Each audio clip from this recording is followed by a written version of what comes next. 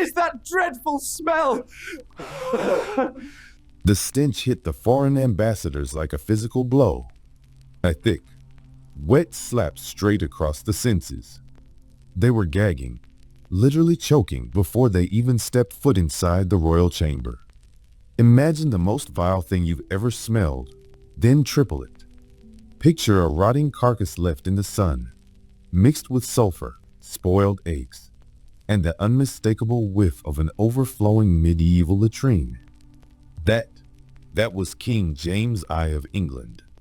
And, believe it or not, that was him on a good day.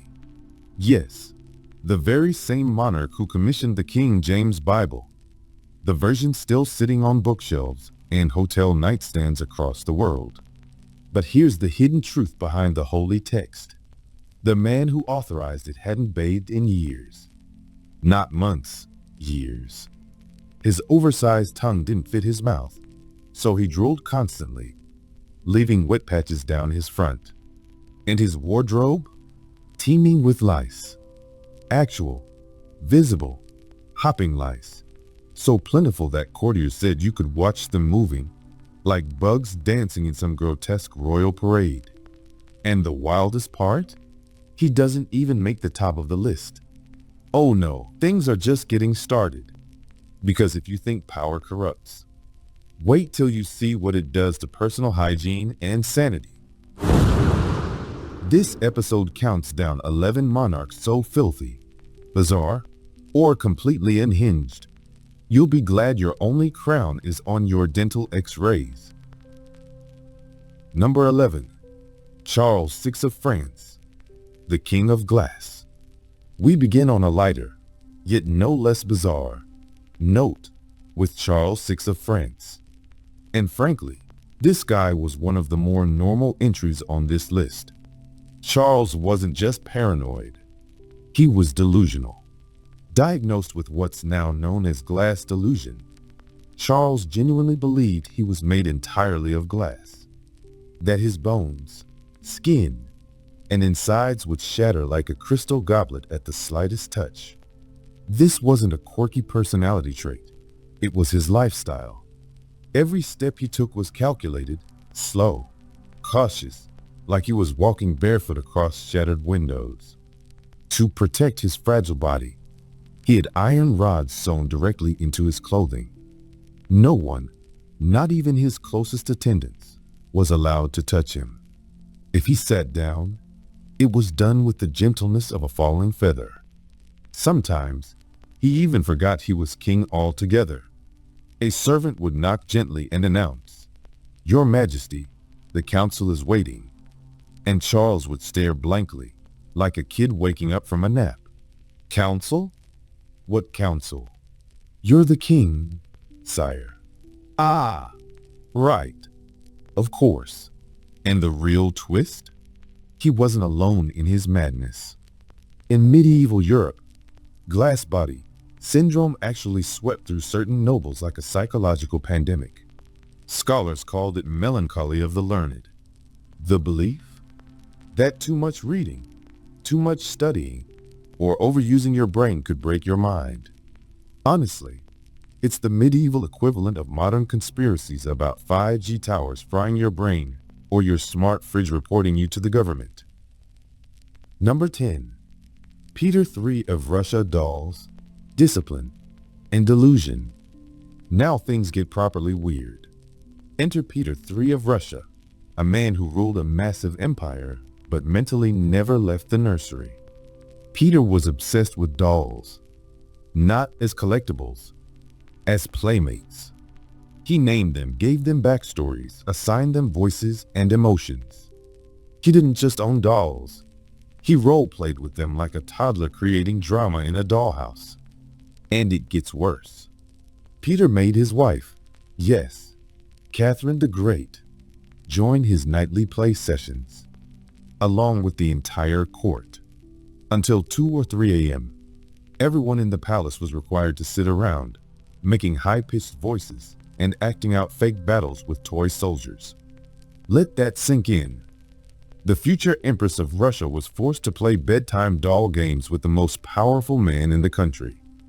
So when he later died under mysterious circumstances, officially from hemorrhoidal colic, which, yes, is an epic case of butt pain, many raised eyebrows. Because if your husband rules an empire and also makes you roleplay with dolls until dawn, and he suddenly dies from extreme rear discomfort, well, that's not a coincidence. That's poetic justice by exhaustion. But Peter's madness didn't stop there. He was utterly infatuated with Prussia. He wore Prussian military uniforms daily, refused to speak Russian, and idolized their discipline. Once, when a rat chewed through his toy soldiers, Peter held a military tribunal. That's right. He charged the rat with treason, put it on trial, and then, because it had chewed with proper Prussian precision, he let it go. You can't invent this kind of insanity. This is what unchecked power looks like.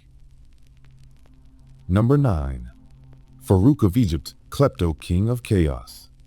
Next up is King Farouk of Egypt, a man who had wealth, palaces, women, 1,000 suits, a fleet of luxury cars, and more food than a banquet hall could handle. And yet, he spent his free time pickpocketing people. Yes, the King of Egypt, the Farouk, was a compulsive thief, a kleptomaniac with royal privileges. Winston Churchill once walked away from a meeting with him missing his watch.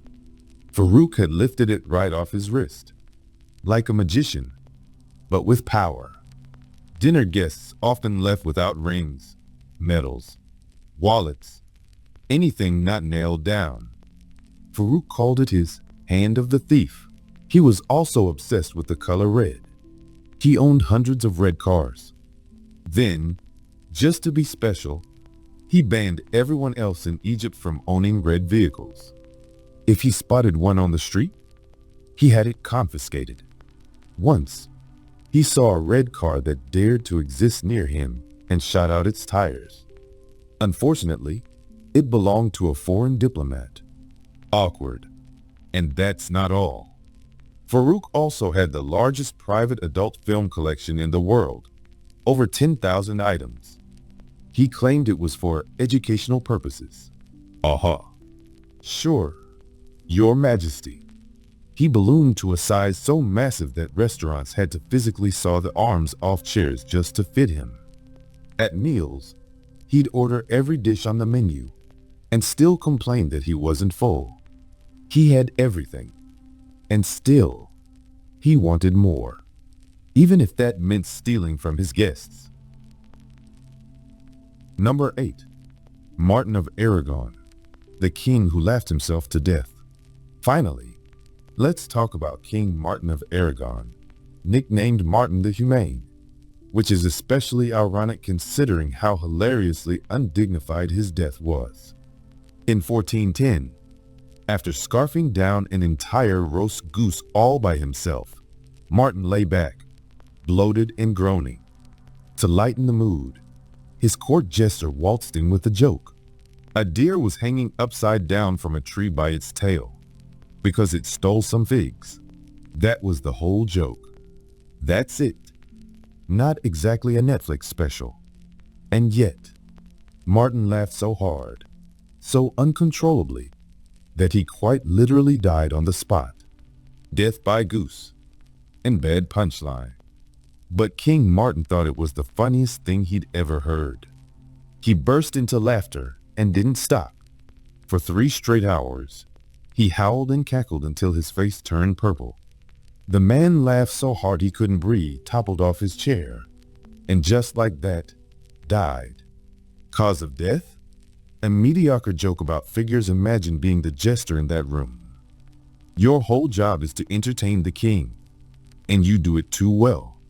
One bad punchline and suddenly, you've ended a monarchy. Let's move on to number 7. Christian II of Denmark. A royal disaster from start to finish.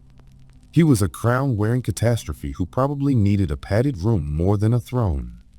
His private obsessions were, let's just say, intense enough that his physicians crafted a custom-built chair for him to avoid injury. Use your imagination, but don't dwell on it. His behavior in public wasn't much better. He'd slap anyone, diplomats, courtiers, foreign dignitaries, without warning. At peace conferences, royal feasts, weddings, it didn't matter. If he felt like slapping, someone got slapped. At night, he'd run wild through the palace like a man possessed, destroying priceless art, smashing furniture, and yelling gibberish. Once, he even appointed his dog to a government position. Seriously, ministers were expected to take advice from a barking cabinet member. And don't even think about avoiding his favorite game, leapfrog. Fully grown men in powdered wigs and silk coats were forced to jump over each other across the royal court because the king was in the mood to play. Number 6. Caligula, Emperor of Rome, and walking proof that unlimited power turns people into theater acts. He adored his horse, Incitatus, more than most humans. The stallion had a marble stable, golden feed bowls, and a wardrobe of purple robes. Caligula even had plans to make him a senator, but the madness didn't end with horse politics. Caligula believed he was a literal god.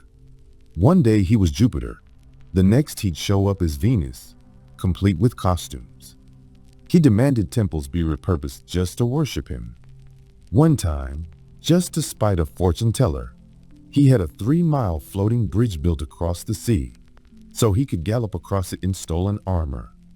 Absolute madness on an imperial budget. Number 5. Ludwig II of Bavaria, known as the Swan King. His obsession with fairy tales and romantic myths became a full-time lifestyle. He didn't just build fantasy castles. He lived inside them like a character out of a bedtime story.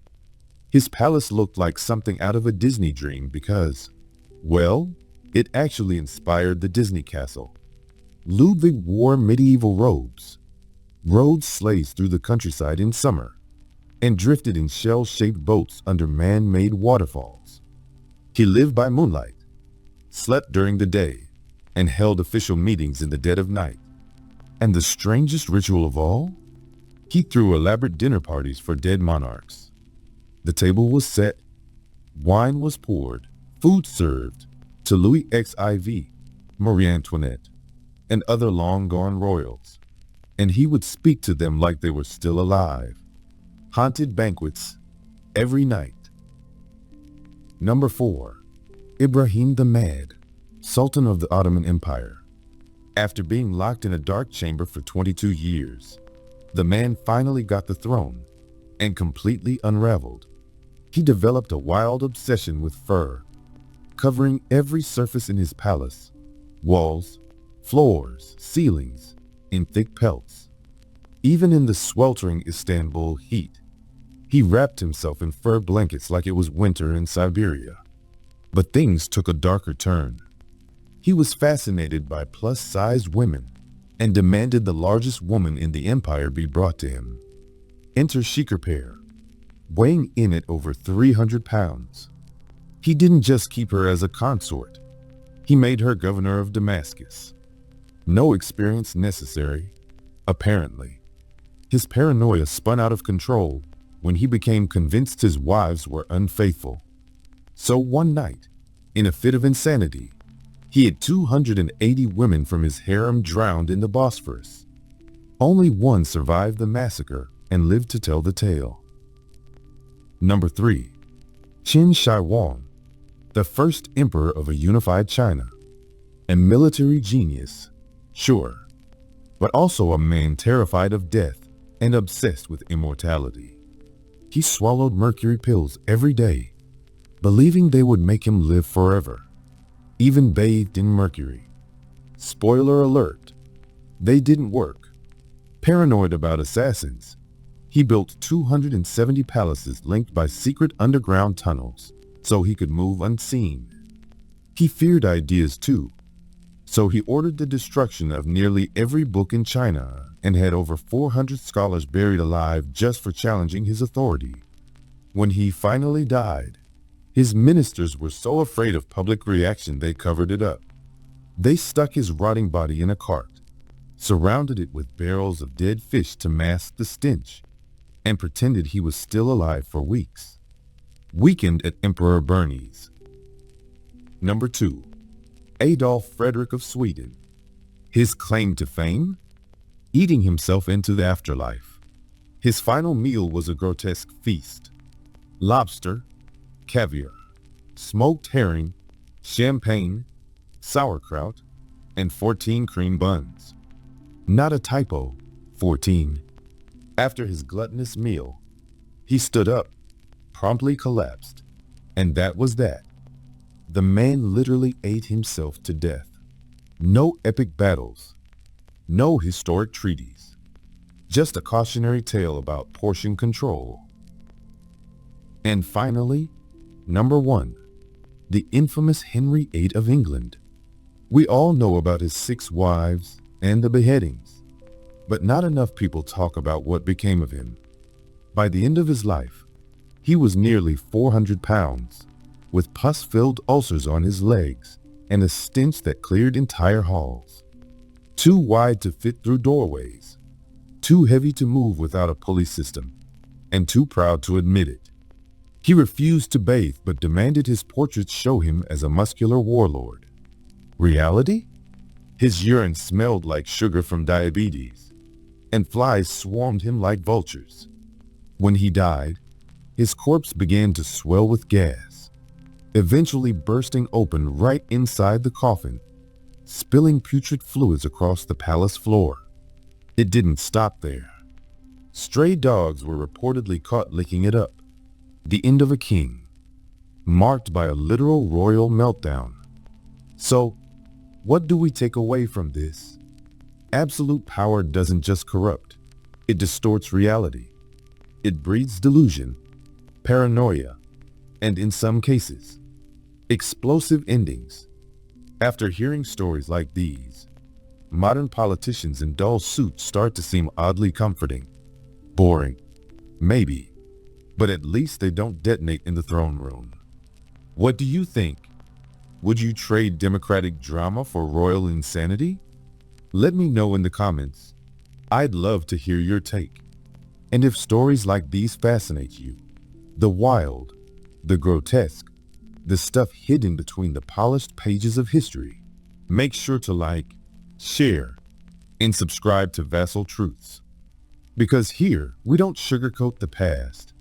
We dig up the dirt, drain the myths, and show you just how bizarre reality once was. Stick around. The weirdest parts of history are still ahead.